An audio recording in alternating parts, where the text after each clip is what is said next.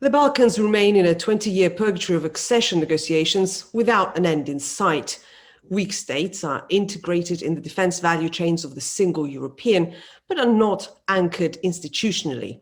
A tactics report released in June 2020 describes a captive state phenomenon whereby regimes such as the United Arab Emirates and the Kingdom of Saudi Arabia shape industrial policy in countries like Serbia, but also EU member states such as Bulgaria, Croatia, and the Czech Republic. This creates a backdoor for European arms to war zones. The next stop for this kind of investment is Germany, Sweden, and Greece. In this scheme, are we ready for the implications of a common defense industry integrated with the value chains and political priorities of authoritarian regimes?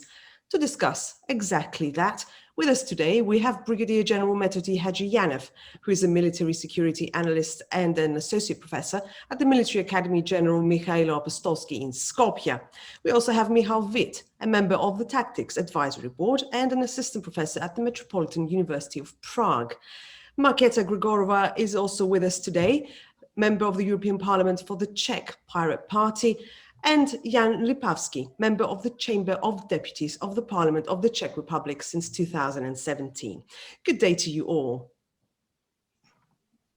Hello. Hello. Let's start today's discussion, I think, with a short presentation exactly of the tactics report, which is entitled The Security Cost of Enlargement Fatigue.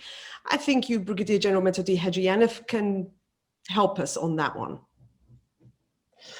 Okay, thank you very much for the opportunity. Yes, the research basically was conducted in order to investigate and see where the Balkan weapons go, how the captive state phenomenon of the Western Balkan countries basically reflects the Euro-Atlantic integration and the emergence of a new state actors that basically were not traditional partners in the region, and how the exporting through subsidiaries circumvent export bans and the diversion of exports, basically trying to avoid the existing EU legislation and guidance toward that end. So I will just provide a small overview of the policy brief, and then I will emphasize on some statistical data that we came across, and I will also underline some of the legal, let's say, considerations that basically contradict to the framework of the European Union legislation and objectives. Just a general overview starts basically with the analysis of how small, economically weak and war-torn Balkan states were wavered between two diplomatic paradigms for 30 years, while early 90s were underlined with the Euro-Atlantic identity, cherish and pursue to incorporate the Euro-Atlantic integration, and as the only alternative at that time, on one hand, and the slight paradigm shift that happened with the emergence of a new actor such as Russia, Turkey, China, Kingdom of Saudi Arabia, or the United Arab Emirates. So the multipolar polar paradigm assumes there is no single hegemonic center enforcing a single set of values and institutions blueprints, enabling a more traditional approach to foreign policy in which diplomacy is the art of overcoming shorter-lived and issue-specific alliances. However, the Balkan states have tended towards bilateralism in recent years, leading to threats to collective security at the levels of foreign and security policy and organized crime. So as the EU is turning towards reversible rather than linear conditions, roadmap that is likely to further undermine the prospect of credible enlargement in Southeastern Europe, bilateral diplomacy may very well emerge as the new normal. Weak states in the Balkans offer organized crime and ideologically motivated state actors the opportunity to enhance transitional infrastructures of violence and misinformation. One of the challenges at hand is that militias and terrorist groups can take to the region for arms supplies, political support, and refugee. Moreover, also this region has become a playful ground for the emerging state actors trying to compete in the geopolitical arena and compensate some of the inconsistencies that they have with the traditional democracies, Western democracies, especially EU. Such actors, as I already introduced in the beginning, basically we are seeing now in the face of Kingdom of Saudi Arabia and United Arab Emirates that basically have been shown into the map of the existing schemes of weapon procurement and trying to basically materialize on the already in place infrastructure, all communist countries that basically was left abandoned in the all Euro-Atlantic integration processes and transition. Somehow they became basically a part of interest of these countries, so that they have tried to show their investment processes as a step forward in enhancing development in the region. But at the end, it turned out that their idea and objectives contradict some of the original idea of the foreign investments. So the research basically is divided in several chapters. The first chapter looks broadly at the effects of the failure of the EU to create a pan-European defense system value chain that would support the Balkans. Instead, Gulf countries such as United Arab Emirates and the Kingdom of Saudi Arabia are filling the vacuum with security priorities that are not necessarily aligned with those of the EU. Second chapter focuses on Serbian arms industry, which is being shaped by UAE and Kingdom of Saudi Arabia for a readily available arsenal for militias across Africa and the Middle East, in which both powers are engaged by proxy. So the chapter pays particular attention to captive state dynamics, discussing export practices of dubious transparency and evidence of political involvement in process that are unethical, if not unlawful. The third chapter consolidates the knowns about the Balkan defense industry channels of dispersion to organized crime networks, as well as terrorist groups and militias in Europe and the Middle East. The policy conclusion is that the EU must consolidate an export license system that will not only be common, but will also engage in periphery. Failure to do this will compromise the stability of the Balkans, then the security of every EU member states. So one of the emphasis that the report also is doing is that basically it's also analyzing legal aspects of this. Legally speaking, this practice is not in direct conflict with the UN ban of supplying arms to Syria or other conflict areas. The only case in which weapons of Western Balkan providers appear to have blatantly violated the UN imposed arms embargo is a case in Yemen, but only in the case of supplying arms to Houthi forces. Moreover, we found that in 2013, the UK and France lobbied to help curtail the EU embargo, allowing the supply of ammunition to flow freely towards Syrian opposition. So some of the Balkan states have used this, or the elites, political elites in the Balkan states have used these dynamics in order to materialize. Bosnia and Herzegovina, Bulgaria, Croatia, Montenegro, and Serbia are signatories of the Arms Trade Treaty that entered into force in December 2014.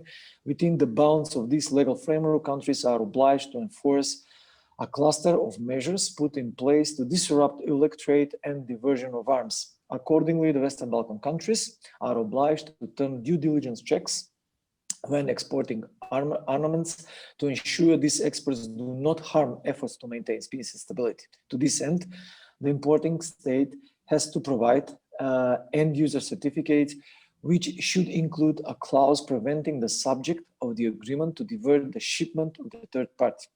According to some of the researchers and some of the activists and of course experts in the field, For example, one is Sarah Parker that we have actually cited from the Geneva-based research center specialized in arms trade. If the supplier sees a recipient is a diversion risk, it should also share this information with other exporters, which wasn't the case in this time. And also basically what we have found out, last but not least, that the case could be made also that both EU member states and aspirant country must refrain from exporting arms to Kingdom of Saudi Arabia or UAE to ensure they are not in breach of customary international law. To be precise, arms exports could be found in breach of the 4th Geneva Conventions, which are the foundation of international humanitarian law and rules set out in the articles on the responsibility of states for internationally wrongful acts adopted by the UN General Assembly, hence recognizing this obligation as a secondary rulers under which a state is in response for the violation of primary rules of international law.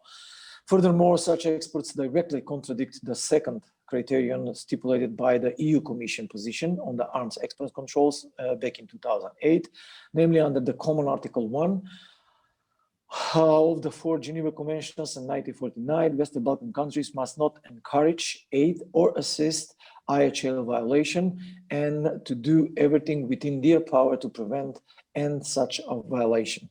Case law development by the International Court of Justice, as well as numerous Security Council and General Assembly resolution cement these obligations. So in 2009, the EU acknowledged the international obligation and member states' commitment to IHL. In the update EU guidelines of promoting compliance with IHL, the EU aims to promote third country compliance with IHL as well, meaning that the Western Balkan countries also have had to comply with this. Hence, in the case of Yemen, Western Balkan countries are obliged to abide by IHL, desisting from arms exports to the parties involved to the conflict. In their expert opinion on the third states, several actors have also explained that as soon as a state knows that the state benefiting from the arms transferring systematically commits violation of international humanitarian law with certain weapons, the aiding state has to deny further transfer thereof, even if those weapons could also be used lawfully, meaning that the Western Balkan authorities, regardless of their attempt to show this as part of the economic development or the foreign investment, should basically align their policies and enforce the EU regulative, if not EU regulation, at least the customary law regulation, basically that are in place. So I would stop here and I'll leave the floor for the questions and for the further discussion. Thank you very much. It was a very big report to sum up in just such little time. So let's hope that we get something from the discussion. But Michael Witt, actually, we heard a lot about the failure of the EU. We heard about the arms trade treaty. We heard about the Western Balkans. The question is, can we really regulate countries that do not believe in the prospect of enlargement?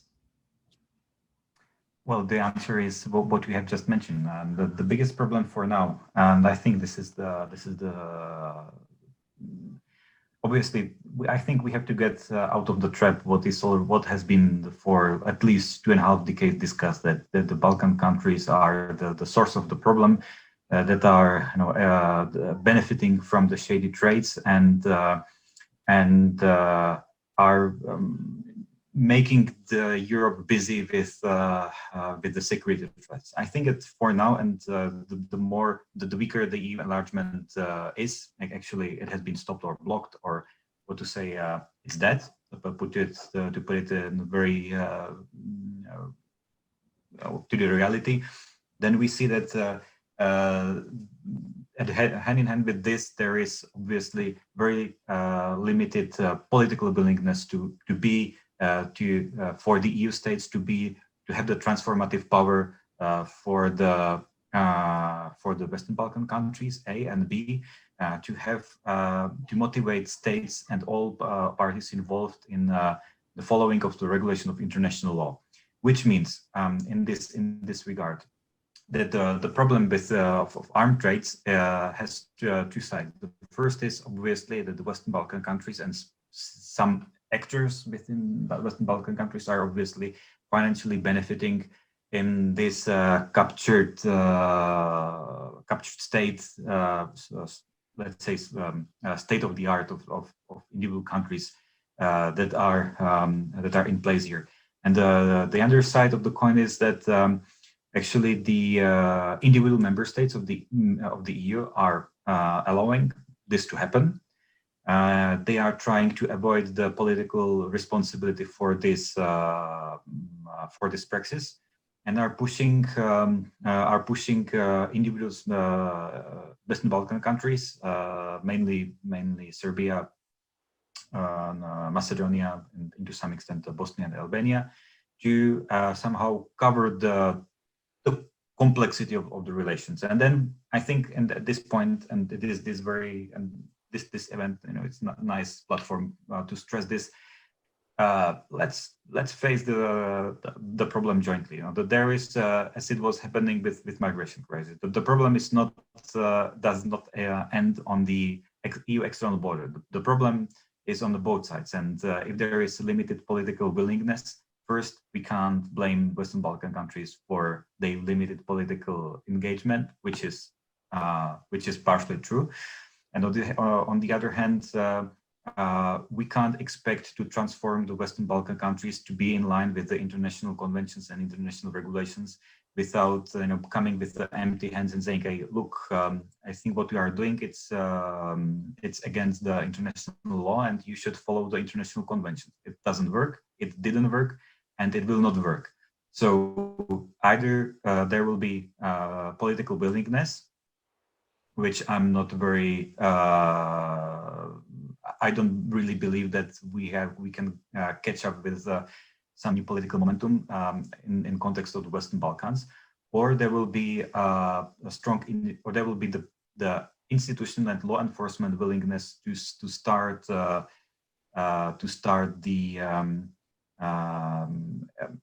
investigation process, not just on the West to push the Western Balkan countries through this, but to have the joint operations that will track and follow the trade with illicits of and ammunition and etc.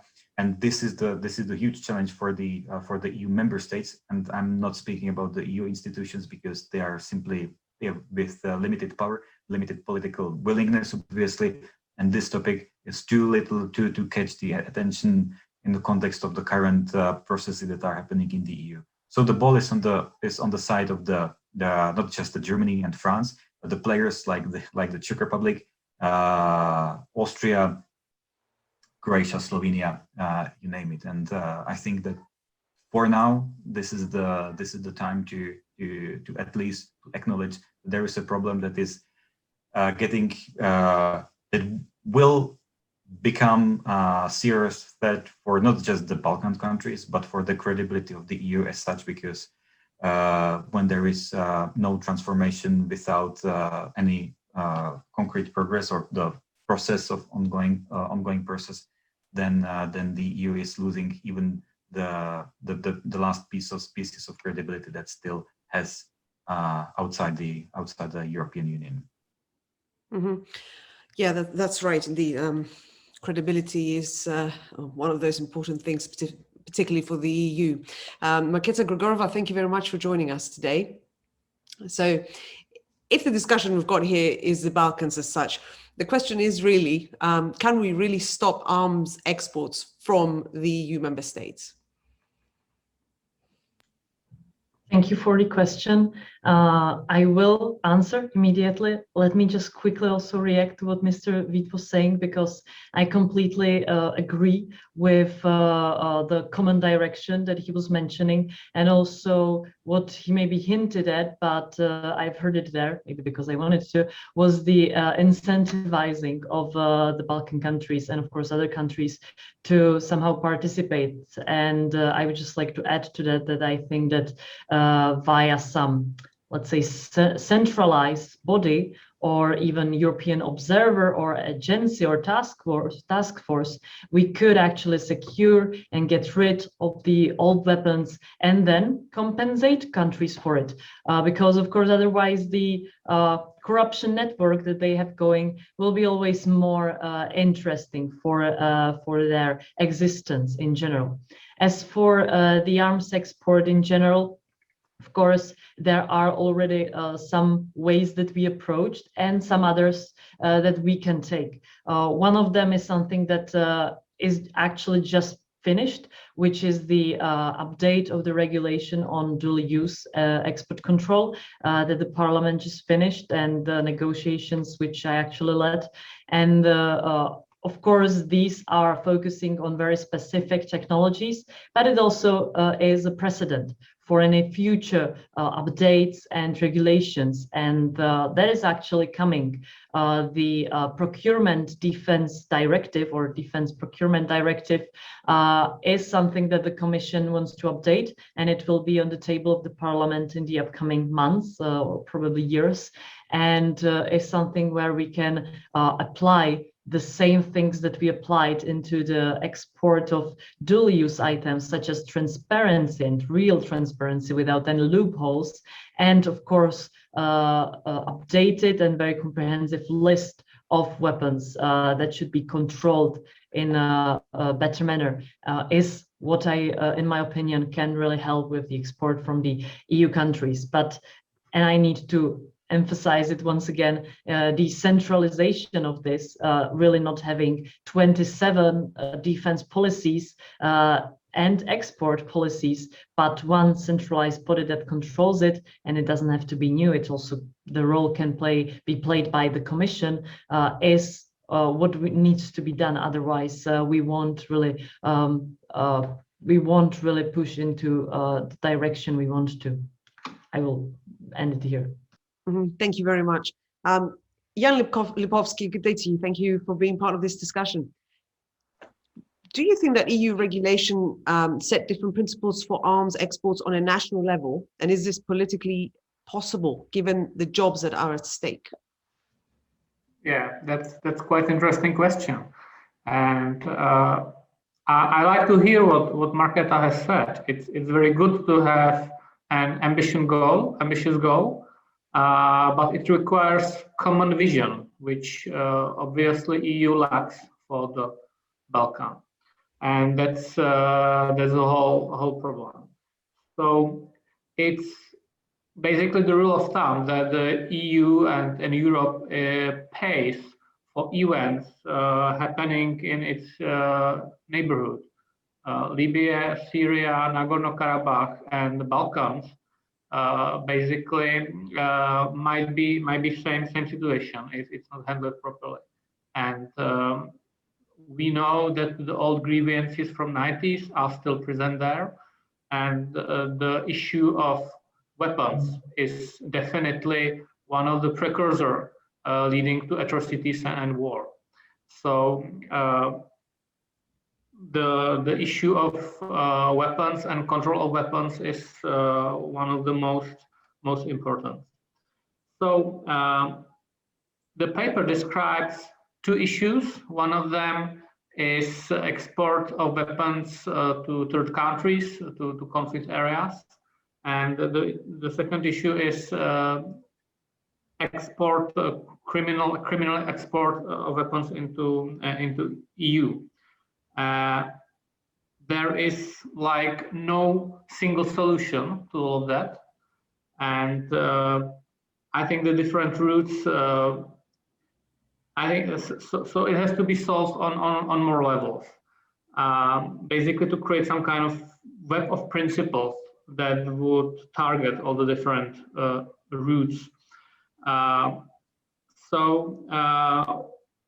When it comes to weapons from Balkans ending up in the EU, definitely it's about enforcement of current rules.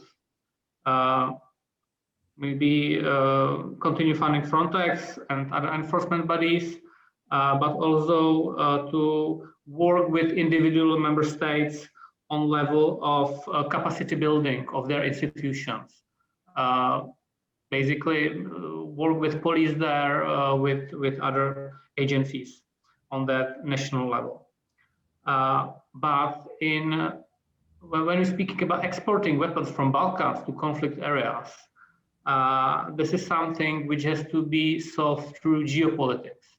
So first step would be to find a common security and defense policy on that, find the agreement in EU, and then plan can be laid out and basically done with those Balkan countries. So, for example, the vision which, as Marketa stated, is one of them, but this can be also many other ways how to achieve that.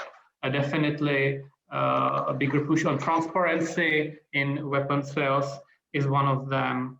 The EU common positions on assessing the areas where the conflicts are happen would be found on an EU level, then this could be also presented to Balkan countries, and then they would be led to have same position, ergo they wouldn't export weapons there.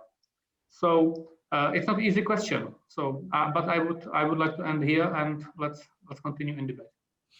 Thank you very much for that. So thank you all for all the points that you raised. There seems to be a common understanding between everybody in this panel that there is a problem with, let's say, transparency. There has to be something like an updated comprehensive list of weapons, a common vision as such. Do you think that there is something that is needed more than anything else concerning specifically the regulation on an EU level? Brigadier General.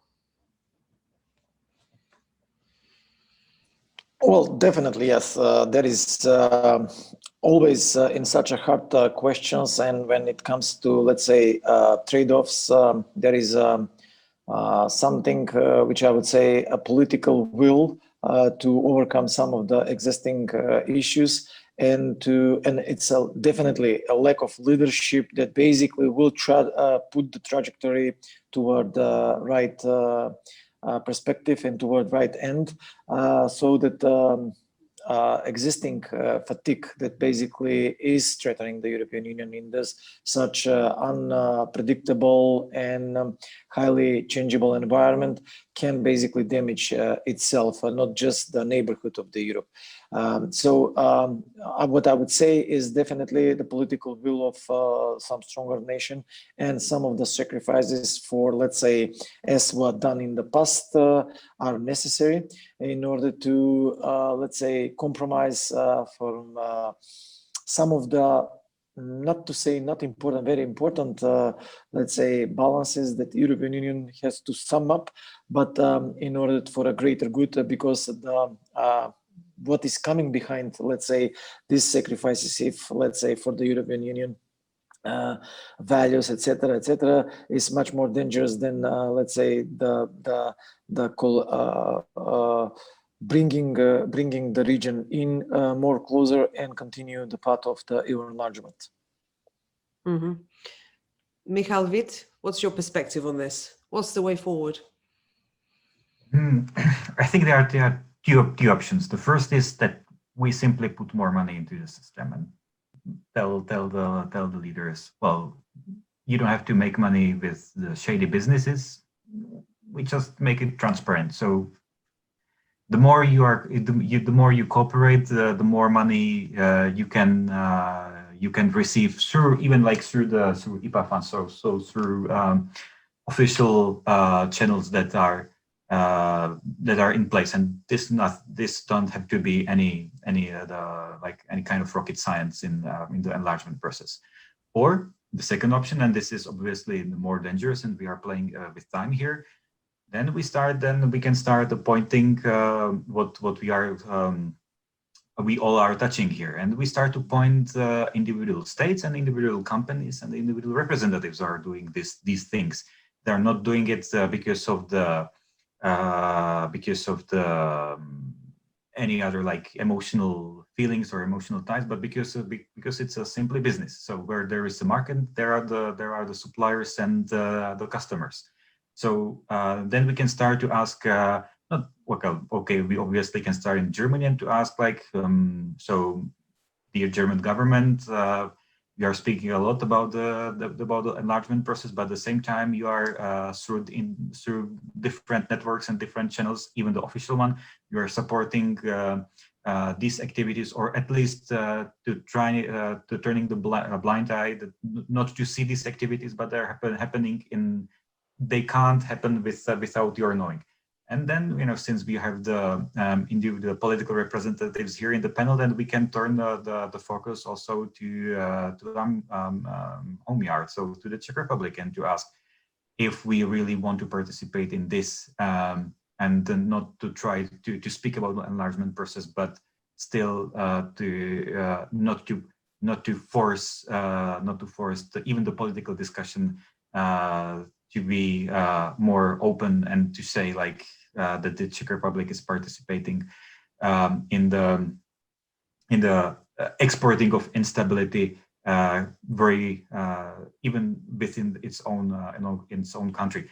And please don't consider it as a call to action. I know that's the institutions and the guys I have on mind. You are very aware of what they are doing and how they are doing and whom they are influencing. So it's not the pointing you that you are doing nothing. I very well know that this is not the case. But just an example that speaking about the enlargement process, like, come on, it's like we are just speaking about the enlargement of the instability and the security threats. So if we want to do something, now it's call to action. Ms. Gregorova, I would also like to hear your side of the story, because you also spoke about the Defense Procurement Directive. So it seems that there is some sort of way forward mapped. Is this realistic? Thank you for the question. I wanted to discuss the procurement directive further, actually, because the European weapons producer countries must see and identify common purposes and acceptable and unacceptable risks of their weapons exports. And this coordination must occur in an environment of mutual transparency and therefore trust. We can't afford to be accepting of dictators and mass murderers as clients, because competition drives our national champions to make deals with them, and therefore put our common security in jeopardy while aiding mass violence of innocent people. So right now, it makes more sense for individual member states to export what they want to where they want, either openly or less openly. And this incentive structure and logic must be reversed through a mix of policies. I already mentioned that starting with the centralized bodies on EU level is one of the priorities. However, from what I'm seeing right now, sovereign member states will likely need some kind of crisis for this. The European Defence Fund is the first, not very good. I will be honest, but nonetheless important attempt to go into the common direction. And one simple way forward for the EU would be to focus on capability gaps, such as air-to-air refueling. But introducing open and competitive procurement rules across the board would mean that European champions will emerge. In reality, not every member state is ready to allow the decimation of smaller national firms in favor of pan-European consortia. Furthermore, open and competitive tendering processes are not easy to apply in a sector in which protectionism may be regarded as legitimate for both political and national security reasons. Therefore, this directive I was talking about, and which will hopefully be on the table very soon, is really, in my opinion, the way forward to diminish all these concerns and blocks that might occur in the process of solving this. Thank you very much. Mr. Lipovsky, what's your take on this? You spoke about a common vision. Is this the way forward? Definitely, but that's something which is not easy to achieve. And I have attended many conferences on common security and defense policies by different EU presidency, and all of them has Balkan as priority, and basically there was nothing achieved. Maybe even we made some step backwards, because in the end of the day, this common vision or goal is defined by national policies. And but let's see the issue of weapons and control of weapons as something where could be much easier to find a common position, and where it could be advocated from grassroots to politicians to governments to make some change on that. So I can imagine that this kind of security could be agreed by all states and then move forward. So I'm happy for what Marketa has said, because she mentioned a lot of initiatives regarding the defense on EU level. And once EU moves in that way, which is logical by the fact what is going on in our surrounding and which kind of threats we are facing. Therefore, we do our common defense projects for some reason, and the insecurity of Balkans is probably one of those reasons too. So if there is a set of agenda which would help to make Balkan more secure and the conflict areas more secure, I would assume that European countries should be able to find a common position. So my advice would be, let's continue in debates like that, and let's try to advocate for this kind of policies. Thank you very much for that. Thank you very much, everybody, for this very interesting discussion.